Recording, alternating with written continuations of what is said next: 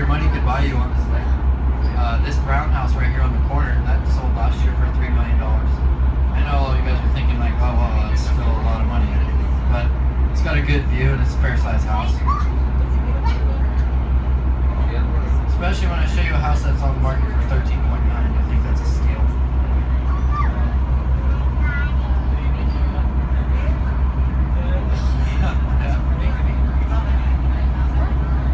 Yeah, no.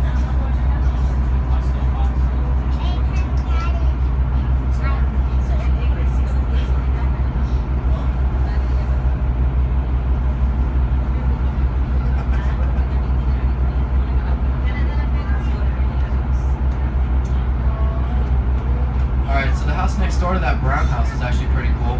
It used to be owned by the Commodore at the yacht club up here. That's why this pier right here has that light pole on it. That used to mark the finish line for the sailboat races.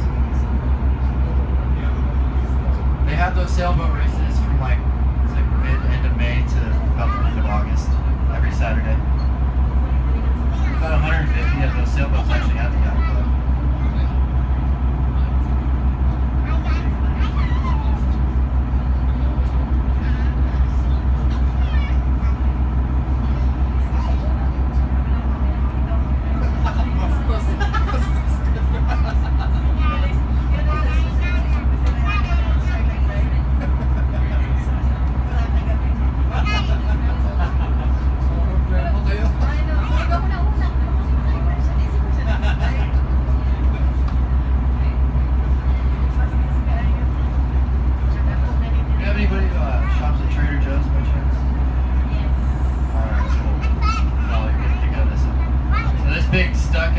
Stucco house right here with the round sides right there, the big oak tree in front.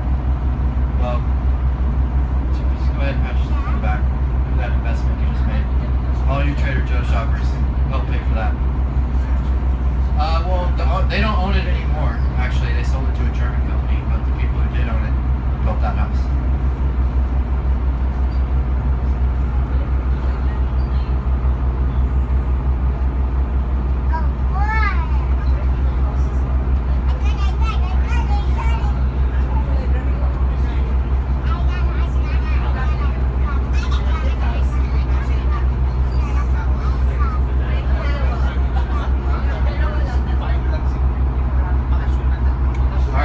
House right here on the corner, it looks like Hogwarts or something, Harry Potter lottery or something like that.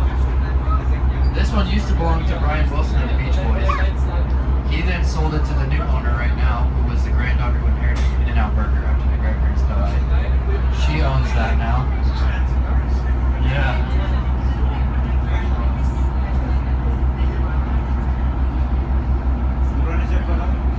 Yeah. They probably have like a full-blown kitchen.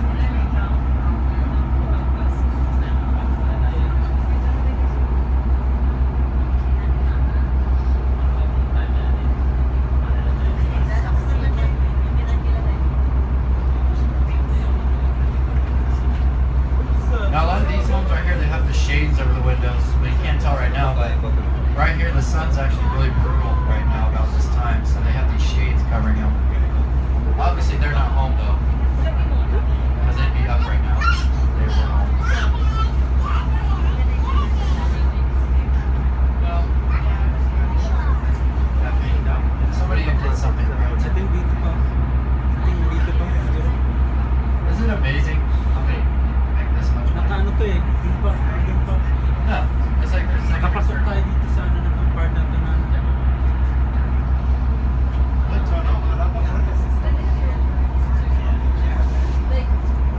yeah.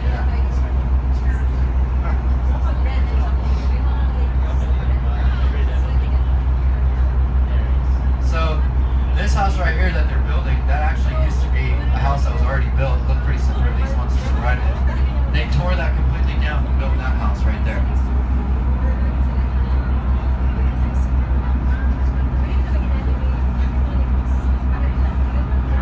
Now this little blue house right here, the single-story house, that's the house that's closest to the water when it's full. It literally like bumps up to the porch right there.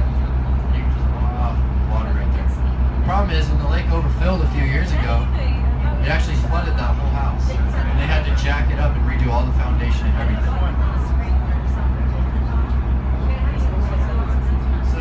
house right here with the 2 chimneys, this one's cool.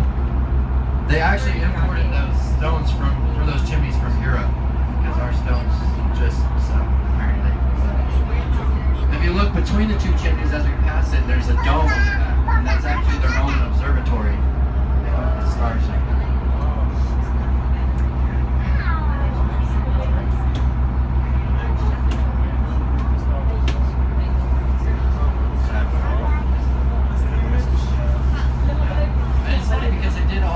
Chimneys aren't even even. They're like completely off. You can tell the difference between the 2.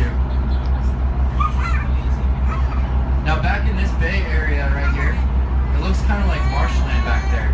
So when they're filming a lot of movies up here, instead of going all the way to like Louisiana or Florida, they would film them right back in there to get that kind of setting. A lot cheaper than going all the way out there from LA to come up here.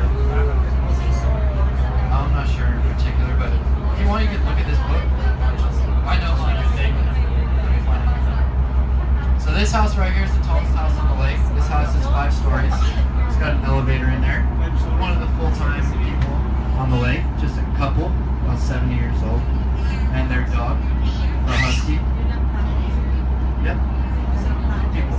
That whole floor right there, that centerpiece floor with the deck, is actually just a kitchen and dining room. That's why they're so happy that they're still together. They never see each other. I'm just kidding. Yeah.